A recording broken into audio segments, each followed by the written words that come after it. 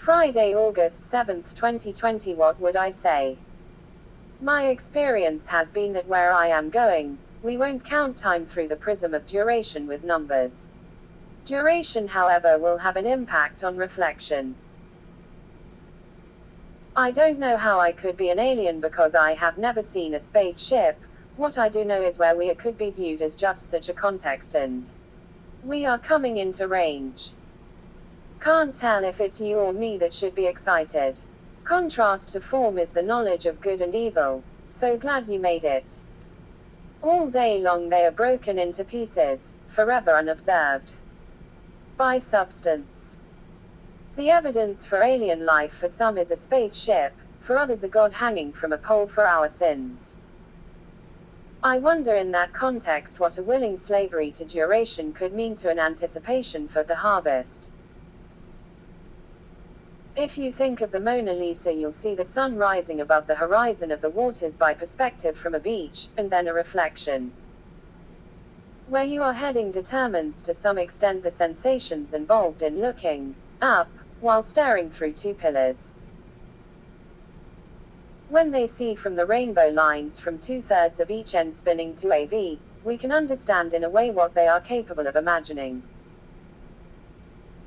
There are certain things we can't say about elevational sensation because we don't want to encourage them to try too hard, with an eye on certain things.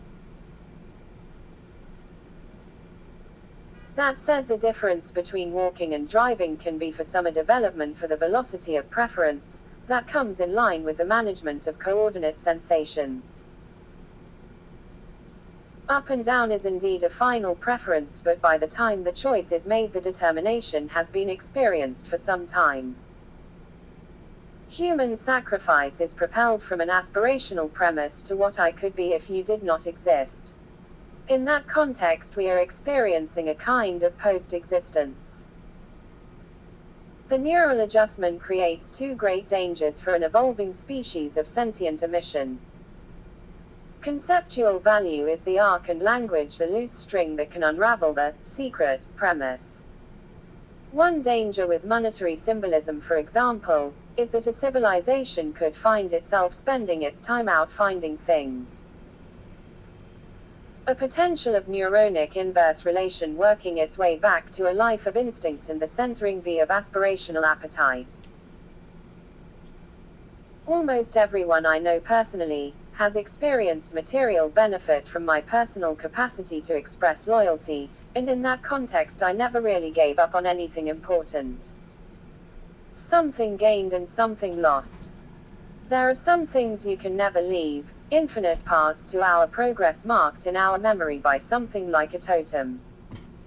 I left church with the same sensation as when I left college. I could no longer feel the winds of why I had gone there in the first place. The difference by expectation is that when we leave college we are prepared for something. When we leave church it is a betrayal of allegiances, even if the time itself was paid for, and the departure delivered with thanks. The difference between when we were learning things we wanted to know about, and simply just now remembering it. How to Become Great Again, and Ben Sass is out complaining about Peter Pan's concept of Neverland. He accuses even his own angels. Strangely, the word his was capitalized in the biblical text by one of King James's scribes in a rush to become the best among us. As an alien seeking an example, I could think of Brad Pascal, but it's true of all of them. The great accuser. Conservatism seems in an amplified way under Trump, but to some extent before, to be a label that represents a group of people who have become over time overly adept at shooting things with wings. Being concerned with what you see as being responsible, a way of protecting yourself and loving your neighbor. Seeking accusations from a Filipino pig farmer on the internet is simply the easiest way for a lack of skill sets leaning back to force its relevance.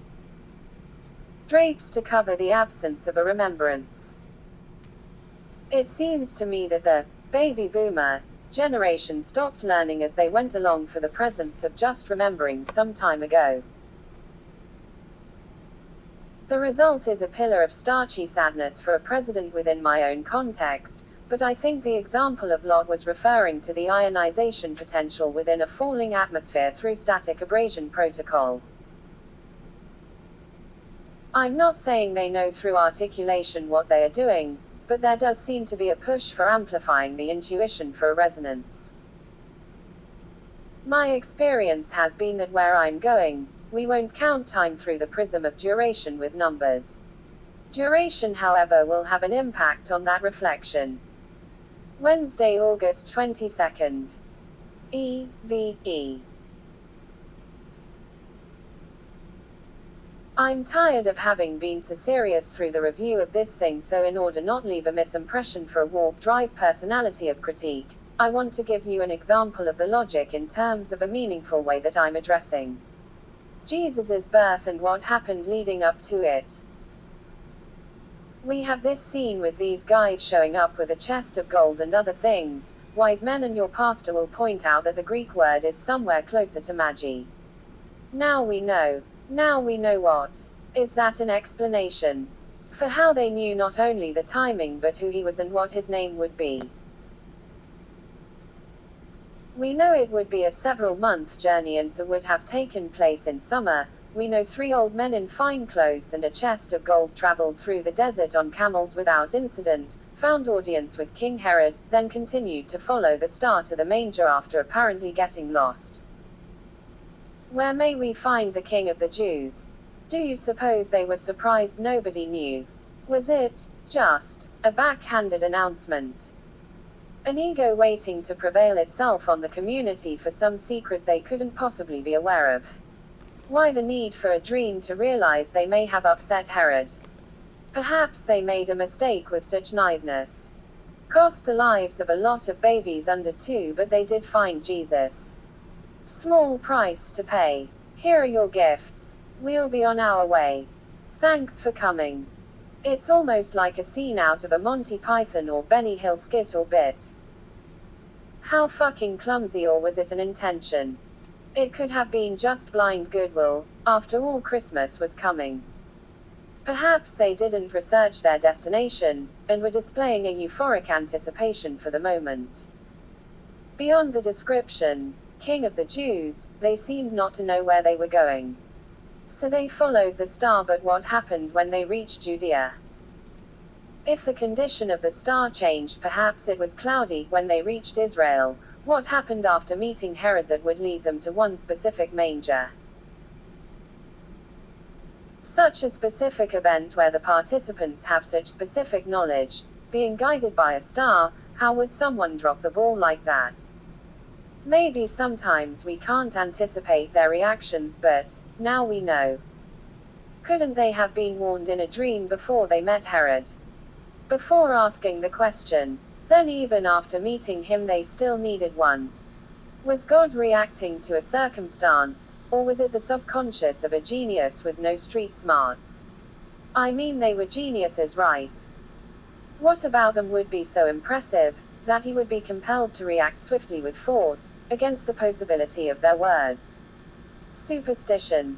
Boredom. We're led to imply from the word magi sort of a mixed sensation of math and astrology, and therefore they figured it out. How, sir? Was there some equation, some constellation, some book they found that spelled it all out? Perhaps they were alchemists, and it was just a mix of all of it. What would compel someone to such a journey, for the 3 of them a suicide mission considering what they were carrying? Your pastor might provide some smartphone explanation for the magi following a star to a specific manger, seen by shepherds and sheep. Now we know. The math turned out accurate. Dudes had a lot of faith. For some reason. Perhaps our biggest problem is they have been explaining the magi to us, without the magi being able to explain themselves. It says God hated astrologers, so were they evil always except this one day? Had a useful skill set. Maybe it wasn't in the stars or a book, but a mind that had somehow become capable of the experience. Why do we fit adult analytical capacity inside the South Park cutouts of a former memory? Is it because we are just reaching back for the sensation of memory? Is that why we call them plantations and not just prison camps? Anyway, Josephus mentions Herod but not his exercised capacity to kill the babies of his citizens. Is there any other memory of it outside of the Bible?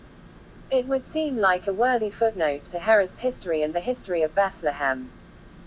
What is the importance of historical accuracy when what we are talking about is faith? What is the point of describing the biblical account as accurate historically, when what we are defending is the Kierkegaardian leap? We know at some point, as in the case of Herod or Donald Trump, our loyalty to the faith will be tested against the facts as a way of proving its truth. We emerge from church each Christmas to a blind oblivion of insight descending on the senses, a snow-covered path where we can wrap ourselves in the swaddling cloth of how we remembered it when we first learned it. We become like newborn babes ourselves for having participated again in the experience.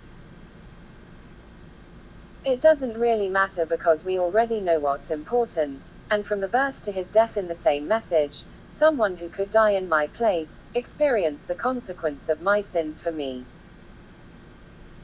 The reason for his life and his birth in our memory, is to remember the point of his death. The opportunity it provided, to me. Us. Ground Control, to Major Tom.